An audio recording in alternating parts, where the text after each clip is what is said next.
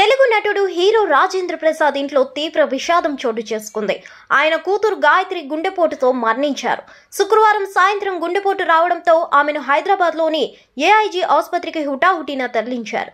చికిత్స పొందుతూ ఆమె మృతి చెందారు. కాగా రాజేంద్ర ప్రసాద్ కు ఒక కూతురు, ఒక కొడుకు ఉన్నారు. ఇక గాయత్రి మరణం తెలుగు ఇండస్ట్రీలో తీవ్ర విషాదాన్ని నింపింది. కూతురు మృతితో రాజేంద్ర ప్రసాద్ తీవ్ర దిగ్భ్రాంతికి గురయ్యారు. తెలుగు సినిమా ఇండస్ట్రీకి కూడా ఇది బిగ్ షాక్. ఎందుకంటే కేవలం 38 ఏళ్ల గాయత్రికి గుండెపోటు రావడం అందరినీ ఆశ్చర్యానికి గురి చేసింది. దాంతో ఆసుపత్రిలో చేర్పించగా ఆమె చికిత్స పొందుతూ మృతి చెందారు. కూతురు మరణ వార్త విని సినీ ప్రముఖులు, సన్నిహితులు ఆయనకు ధైర్యం చెప్తున్నారు. గాయత్రికి కూతురు, ఓ కుమారుడు ఉన్నారు.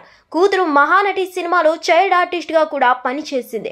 ఆమె భర్త మహేంద్ర అండ్ మహేంద్ర కంపెనీలో భర్త ఉద్యోగం చేస్తున్నారు. ఈమె ఒక న్యూట్రిషియన్. రేపు ఆమె సొంత ఊరిలోనే అంత్యక్రియలు జరిగే అవకాశాలు ఉన్నాయని సమాచారం. రేపు సాయంత్రం అంత్యక్రియలు నిర్వహించనున్నారని సమాచారం. ఇండస్ట్రీలోని రాజేంద్ర ప్రసాద్ కు అత్యంత సన్నిహితులు, కుటుంబ సభ్యులు ఈ కార్యక్రమానికి హాజరు కానున్నారని సమాచారం.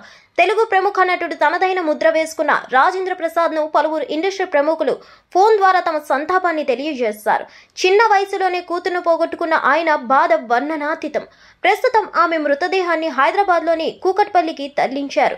ఈ రోజు లేదా రేపు మధ్యాహ్నం గాయత్రి అత్తగారి స్వంత ఊరిలో అంత్యక్రియలు నిర్వహించే అవకాశం ఉందని తెలుస్తోంది. హిట్ టీవీ యాప్ ని డౌన్లోడ్ చేసుకోండి. ఇందులో short news, live news, entertainment movies అన్ని అవైలబుల్ గా ఉన్నాయి. Please download Hit TV app. Hit TV app hit TV app ని ఫ్రీగా డౌన్లోడ్ చేసుకోండి.